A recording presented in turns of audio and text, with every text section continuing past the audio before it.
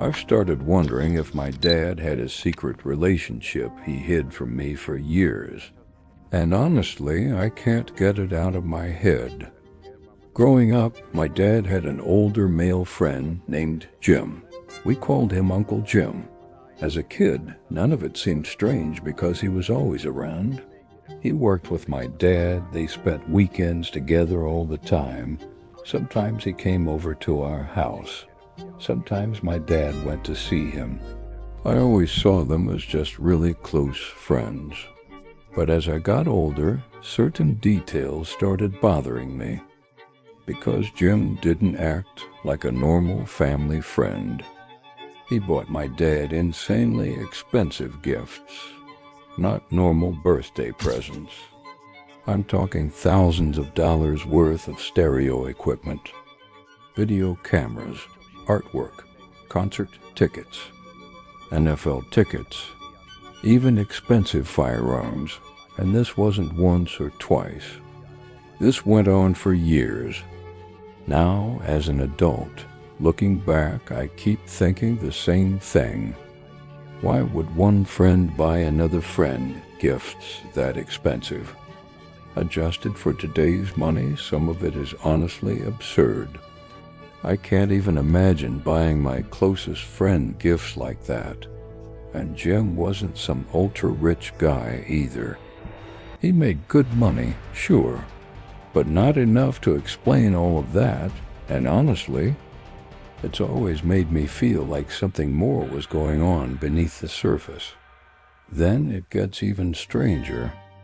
At some point in the mid-90s, my dad and Jim suddenly had a falling out. And I mean suddenly, and we never saw him again. One day he was part of our lives, the next day he was gone. No explanation. Never talked about, like someone erased him from our lives. And that always felt weird to me, because normal friendships don't usually end like that. It felt less like a friendship ending and more like a breakup. Years later, I jokingly asked my dad why Jim used to buy him such expensive things. My dad just laughed. That was it. He just laughed. And honestly, that made me even more suspicious. Because if there's a simple explanation, why not just say it? Why laugh it off? Maybe there was nothing there. Maybe Jim was just incredibly generous. Maybe he was lonely. Maybe he saw my dad like a brother. I don't know. But when I think about how my dad comes from a small, very conservative community and has only gotten more conservative over the years, my mind goes other places. What if Jim wasn't just his friend? What if it was a hidden relationship? What if those gifts were part of something romantic? What if their falling out was really a breakup? And what if my dad hid it his whole life? Honestly, I don't know. Maybe I'm overthinking it. Maybe I'm reading something into nothing. But the gifts, the sudden split. My dad never explaining any of it. Put together, it raises questions. And now I genuinely wonder, am I being paranoid? Or could this actually have been a hidden love story? What would you think if this was your dad? From a therapist's perspective, this story is not really just about asking, was the father secretly in a relationship? The deeper issue is secrecy, repression, identity, shame, emotional fragmentation, and how those things can leave psychological scars over time. If there truly was a hidden romantic bond or a repressed sexual identity here, living with that secret for years could carry serious psychological consequences. A person in that position often ends up living two separate lives, one visible identity and one hidden identity. And that split can create profound internal stress, constantly performing, fear of being exposed, fear of rejection, difficulty forming emotional intimacy. All of these can create chronic psychological pressure. In psychology, this can sometimes be understood through identity fragmentation, minority stress, or the burden of a repressed self. Someone living that kind of split may appear in professional life as highly controlled, overly achievement-driven, or emotionally distant. Because control can become a way of compensating for inner chaos. Some people hide secrets through perfectionism. Some become workaholics. Some adopt exaggerated masculinity or rigid conservatism. Because what is suppressed often leaks out somewhere else. But this wouldn't affect only the individual. It could affect a spouse as well. If someone denies part of their identity while living in a heterosexual marriage, a partner may sense an invisible emotional distance. There may be intimacy ruptures, unspoken absence, difficulty bonding, and often the spouse can feel something is missing without knowing why. And the impact on children can be quieter but deep.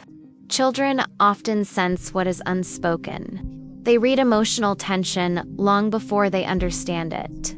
Secrets can be transmitted silently across generations, sometimes called intergenerational trauma.